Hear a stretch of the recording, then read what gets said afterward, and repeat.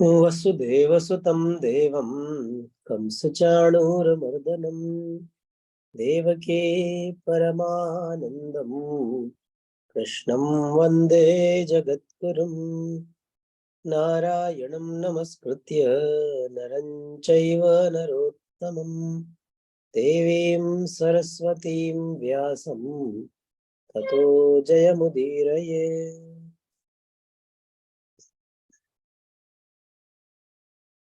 तो हम लोग कर रहे हैं शुद्धोत्तर विभाग योग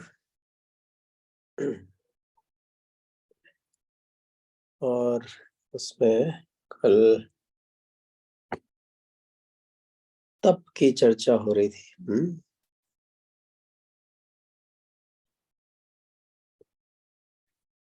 18वां हो गया था या करना है अभी? 18वां अर्थ करना है शायद। व्याख्या बाकी भी। ठीक, तो प्रथा आप करेंगे एक बार उच्चारण इसका पूरे श्लोक का, फिर इसका अर्थ देखते हैं। हाँ भैया, एक सेकंड। सत्कारमान पूजार्थम तपोदम्भेन चैव यत् क्रियते तदिह प्रोक्तम् राजसं चलमध्रुवम्।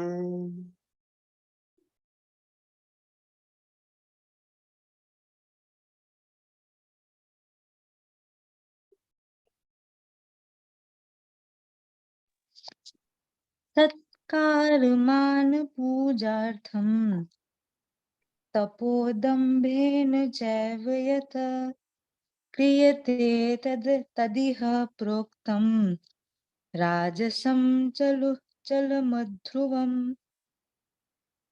3 बार करना है। हाँ जी, 3 बार। सत्कारमान पूजार्थम तपोदम्भेन चैव यत् क्रियते तदिह प्रोक्तम राजसं चलमध्रुवम्। सत्कारमान पूजार्थम तपोदम्भेन चैव यत् क्रियते तदिह प्रोक्तम राजसं चलमध्रुवम्। वो हमने देखा सात्विक तप क्या है कल। अब यहाँ पर राजसिक तप की बात है। राजसिक तप कैसा होता है? वस्तुतः देखें तो कर्ता के भाव का सब फर्क है, क्रियाएं तो फिर भी एक जैसी हो सकती है। यहाँ क्या कह रहे हैं? यत तपः सत्कार मान पूजार्थम।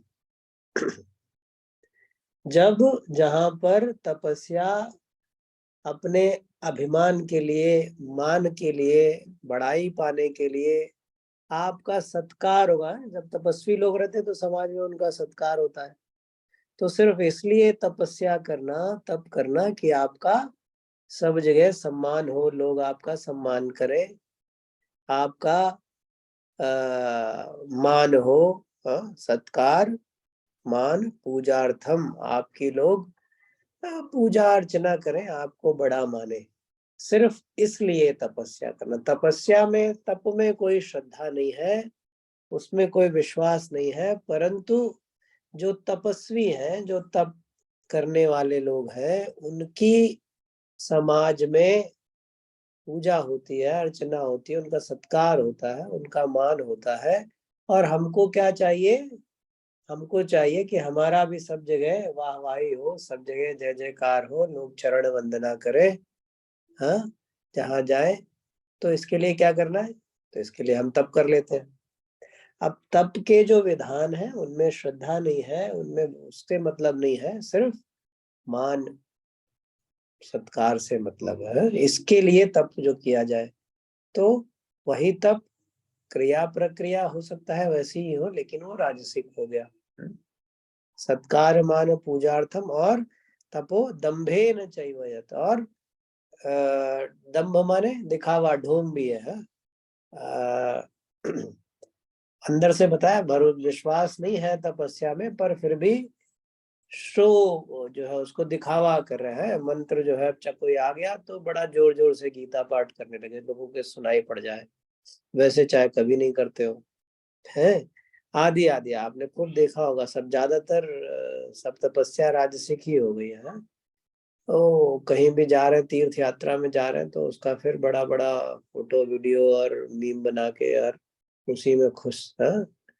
आदि आदि तो दंभेन चैवयत क्रियते तदिह प्रोक्तम राजसम चलम अध्रुवम। जब इस भावना से, इस उद्देश्य से, दंभ के साथ सत्कार मान और पूजा के लिए, समाज में प्रतिष्ठा के लिए किया जाए, तो इसको ही राजसी तप कहा गया है।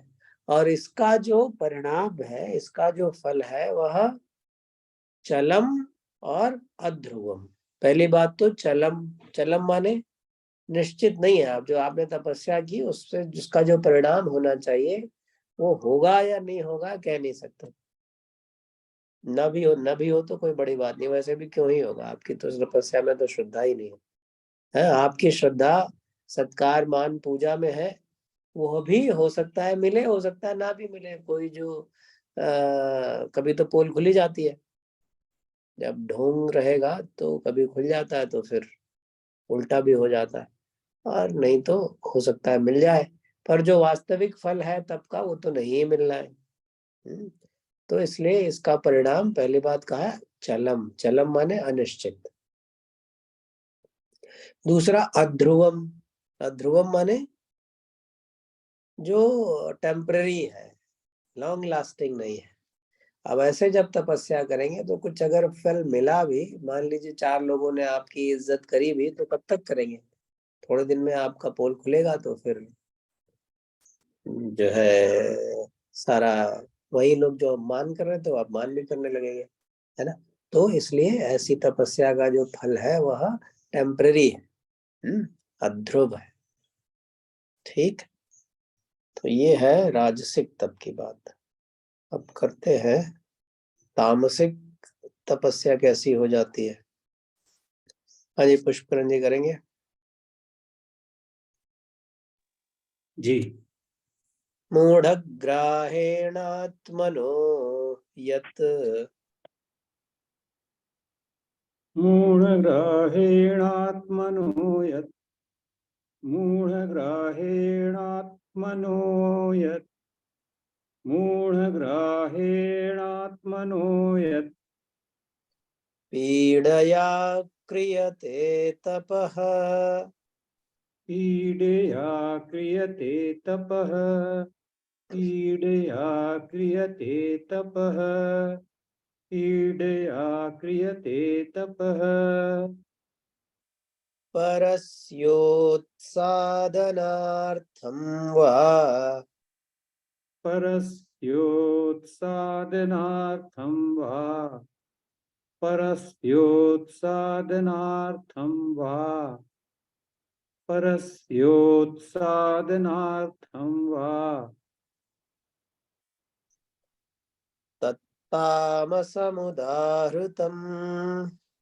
तत्तां समुद्राहतं, तत्तां समुद्राहतं, तत्तां समुद्राहतम्। मूढग्राहेणात्मनो यत् पीडया क्रियते तपः मूढग्राहेणात्मनो यत् पीडया क्रियते तपः, मूढग्राहेणात्मनो यत् पीडया क्रियते तपः, मूढग्राहेणात्मनो यत् पीडया क्रियते तपः, परस्योत्सादनार्थं वा तत्तामसमुदाहृतम्। परस्योत्सादनार्थं वा तत्तां समुद्राहतम्, परस्योत्सादनार्थं वा तां समुदाहतम्, परस्योत्सादनार्थं वा तत्तां समुदाहृतम् मूढग्राहेण आत्मनो यत् पीडया क्रियते तपः परस्योत्सादनार्थं वा तत्तामसमुदाहृतम्। मूढग्राहेणात्मनो यत् पीडया क्रियते तपः परस्योत्सादनार्थं वा तत्तां समुदाहृतम्। मूढग्राहेणात्मनो यत् पीडया क्रियते तपः परस्योत्सादनार्थं वा तत्तां समुदाहृतम्। मूढग्राहेणात्मनो यत् पीडया क्रियते तपः परस्योत्सादनार्थं वा ग्राहतम्।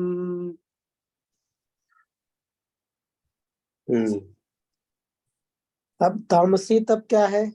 यत् तपः मूढग्राहेण आत्मनः पीडया वा परस्य उत्सादनार्थ। अब यहाँ तप का भाव या स्वरूप कैसा हो जाता है? यत् तपः, जो तप, मूढग्राहेण माने मूढ़ता पूर्वक, एकदम दिमाग नहीं लगाना, एकदम भोलू की तरीके, मूढ़ता पूर्वक और हठ, मूढ़ता और हठ दोनों जब हो जाए तो किया जाता है। और कैसे किया जाता है? आत्मनः पीड़या, अपने आप को पीड़ा देकर, मूढ़ता पूर्वक अपने आप को पीड़ा देकर। एकदम, ये तो खूब तपस्वी देखे होंगे आपने ऐसे, जो अपने आप को, शरीर को एकदम पीड़ा देने में लगे हुए रहते हैं। और वा परस्य उत्सादनार्थम, या फिर दूसरे को पीड़ा देने के लिए तपस्या कर रहे हैं। क्यों? क्योंकि दूसरे को पीड़ा देनी है, उद्देश्य दूसरे को परेशान करना है। ऐसे भी तप खूब होते हैं। तो जब मूढ़ता पूर्वक, मूढ़ता की वजह से हठ पूर्वक अपने को, स्वयं को पीड़ा दे करके या फिर दूसरे को पीड़ा देने के लिए तप किया जाता है, तो उसको तामसम उदाहरतम, तामस तप कहा गया है। तो सबसे पहली बात, जब फल की कोई कामना नहीं है, जो मानसिक, वाचिक, शारीरिक तप बताए गए हैं, वैसा आचरण, वैसी तपस्या, क्योंकि वही कर्तव्य है, वही करने योग्य है, ऐसे मानकर जब तप किया जाता है तो वो सात्विक तप हो जाता है। और वही तप अगर तो संसार में हमारा मान बढ़ाई प्रतिष्ठा हो, इस भावना से और दंभ पूर्वक किया जाता है। अब उसमें जो है वह कर्तव्य है इसलिए नहीं कर रहे हैं, उसमें हमको फल चाहिए, तो जो तप का फल है वो तो अलग हुआ, उसके अतिरिक्त संसार में फल, एक और एक्स्ट्रा फल जोड़ दिया कि हमारा मान सम्मान भी हो। तो वही तप जो है वो राजसिक तप हो जाता है। अब वही जब स्वयं को कष्ट दे करके, मूढ़ता पूर्वक, हठ पूर्वक, और दूसरों को कष्ट देने के लिए किया जाए तो और नीचे गिर के तामसिक तप हो जाता है। तो ये मोटा मोटा सात्विक, राजसिक और तामसिक तप है। अब आगे दान पे बात करेंगे। यज्ञ, तपस तथा दानम। सपन भैया करेंगे। हाँ जी। दातव्यमिति यद्दानम, दातव्यमिति यद्दानम् दातव्यमिति यद्दानम् दातव्यमिति यद्दानम् दीयतेनुपकारिणे, दीयतेनुपकारिणे दीयतेनुपकारिणे दीयतेनुपकारिणे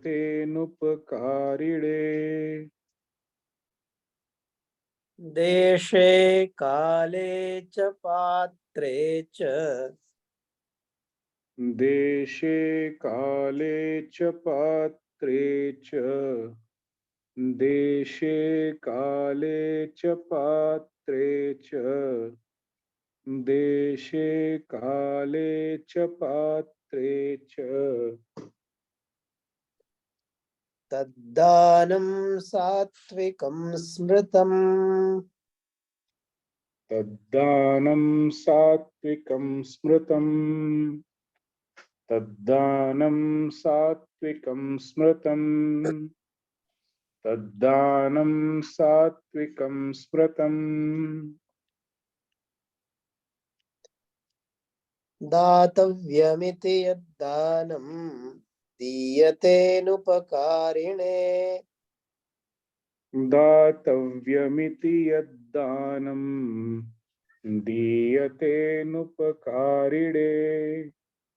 दातव्यमिति यद्दानं दीयतेनुपकारिणे दातव्यमिति यद्दानं दीयतेनुपकारिणे देशे काले च पात्रे च तद्दानं सात्विकं स्मृतम् देशे काले च पात्रे च तद्दानं सात्विकं स्मृतम् देशे काले च पात्रे च तद्दानं सात्विकं स्मृतम् देशे काले च पात्रे च तद्दानं सात्विकं स्मृतम्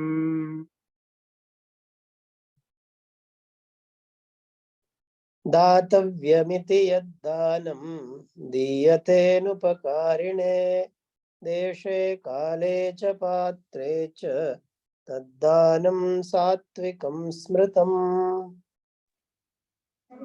दातव्यमिति यद्दानं दीयतेनुपकारिणे देशे काले च पात्रे च तद्दानं सात्विकं स्मृतम् दातव्यमिति यद्दानं दीयतेनुपकारिणे देशे काले च पात्रे च तद्दानं सात्विकं स्मृतम् दातव्यमिति यद्दानं दीयतेनुपकारिणे देशे काले च पात्रे च तद्दानं सात्विकं स्मृतम् तो अब दान के भी यथावत जैसे बाकी सबके 3 रंग बताए वैसे दान के भी 3 रंग हैं। तो अब हमको जो है अगर पढ़ रहे हैं गीता और इसको जीवन में भी कुछ देखना है तो हम जो बड़े पुण्य के काम भी करते हैं उसको भी थोड़ा परख लेना पड़ेगा, हाँ, कि उसको हम किस भाव से कहाँ से कर रहे हैं, कितना सात्विकता है उसमें, कितनी राजसिकता है, कितनी तामसिकता है, हाँ। तो आहार, तो यहाँ पर अब दान की बात हो रही, क्या कह रहे हैं भगवान, दातव्यम इति, जैसे वहां बताया तपस्या में कि तपस्या तप करना कर्तव्य है, ऐसे ही यहाँ पर दातव्यम माने दान देना इति, इसका क्या मतलब, दान देना ही कर्तव्य है, यही करने योग्य है, this is what worth doing, मतलब यही, इसके अलावा और कुछ दूसरा ऑप्शन ही नहीं है, यही काम है, यह सोच करके। और यत दानम, जो दान दिया जाता है, और क्या विशेषता है, देशे काले च पात्रे च, देश काल और पात्र के हिसाब से है? मतलब स्थान, समय और जिसको आप दान दे रहे हैं वह पात्र, उन तीनों का विचार करके। अब जहाँ पे जिस स्थान में जिसका वस्तु की आवश्यकता है, कमी है, वो तो देना दान है, जहाँ पहले से ही वो प्रचुर मात्रा में उपलब्ध है वहां पे आप और भेज दो और दे दो तो कुछ काम नहीं करेगा। ऐसे ही समय भी है, हाँ? ऐसे ही पात्र भी है। जिस व्यक्ति को आवश्यकता है, जिस समय आवश्यकता है, तब दिया जाए, तब तो वो सात्विक बात है। अब समय निकल गया, उसको आवश्यकता नहीं है, तब दे रहे हैं, या समय नहीं है, उसी व्यक्ति के पास पहले से ही वो है, उसकी जरूरत नहीं है, तो भी उसको दिए जा रहे हैं, है ना? तो वो भी सात्विक न रह जाएगा। तो इसलिए दान देना कर्तव्य है, यह समझकर, और देश काल पात्रता पात्र को का विचार करके, अनुपकारिणे, ये बड़ी महत्वपूर्ण बात है। अनुपकारिणे माने अनुपकारी को, या अनुपकारी को मतलब जब आप किसी को दान दे रहे हैं, तो आपके मन में यह नहीं होना चाहिए कि मैं दान दे रहा हूँ, वो दान लेने वाला है, मैं देने वाला हूँ। ऐसा न हो कि वह व्यक्ति आपका उपकार माने अपने ऊपर, एहसान माने अपने ऊपर। अब इसमें भी देखिए, दाता का यह कर्तव्य है। यहाँ पे दाता के लिए कहा गया है कि जिसको आप दान दे रहे हैं, आप ऐसे दान दें कि वह अनुपकारी रहे, वह आपका अपने ऊपर उपकार अनुभव ही न करे। यहाँ तो एकदम उल्टा होता है, अगर कोई न कर रहा हो तो कराया जाता है, नहीं? पर आपका देने का तरीका, आपके भीतर भाव ऐसा हो कि जैसे जो आप दे रहे हो किसी को, वो वस्तुतः उसी की संपत्ति है, उसी का सामान है, उसको लौटा रहे हो, तभी तो वो उपकार नहीं मानेगा। अगर अपना कुछ आप किसी को दोगे तो फिर उसको उपकार लेना पड़ेगा। समझ रहे हैं बात? और वस्तुतः ये इस भावना से, अनुपकारिणे जो है, जो निष्काम भाव से दान कौन कर सकता है? जो यह जिसके भीतर भावना है कि जो कुछ भी मुझको मिला है, संयोग बस मुझे मिला हुआ है, बस उसमें मेरा मैंने अर्जित थोड़ी ना किया है कुछ, मेरे पास है अभी। अब जिसके पास आवश्यकता, जिसके पास वह नहीं है, और आपके पास आवश्यकता से थोड़ा अधिक है, या आवश्यकता भर भी है, तो यह सोचना चाहिए, जो किसी के मन में विचार आता भी होगा, जो महापुरुष, यहीं से महापुरुषत्व हो जाता है, कि उसका सामान था, वो मेरे पास रह गया है, उसको उसका लौटा दो, क्योंकि वहां पे भी तो होना चाहिए था ना, अभाव है वहां पर, तो संभवतः इधर ज्यादा आ गया है, उसका इधर रखा हुआ है, इसको उठा के उधर दे दो। समझ रहे? ये बड़ी विशेष बात है दान की, इसको तो थोड़ा समझने के लिए पता नहीं, विचार करना पड़ेगा। जो मैं कह रहा हूँ आप समझ पा रहे हैं कि दाता के ऊपर इसका वो है कि वह सामने वाले को ऐसा लगे ही नहीं कि उसके ऊपर कुछ उपकार किया गया है। अब यही थोड़ा सा सब शिफ्ट हो जाएगा जब राजसिक होगा, काम वही है ऐसा, लेकिन वहां उपकार जताने के लिए दिया जाता है। अगले श्लोक में आएगा, हाँ, दीयते अनुपकारिणे तत् दानम सात्विकम स्मृतम। तो ऐसा जो दान है, कैसा, तीन बातें हैं यहाँ पर। पहले तो दान देना ही कर्तव्य है। दूसरा कि देश काल परिस्थिति को, देश काल और पात्र का विचार करके, और तीसरा अनुपकारिणे, इस प्रकार से जो दान दिया जाता है वह सात्विक दान होता है। आगे फिर राजसिक कल देखते हैं। वसुदेव सुतं देवं कंसचाणूरमर्दनम् देवकी परमानन्दम् कृष्णं वन्दे जगद्गुरुम्।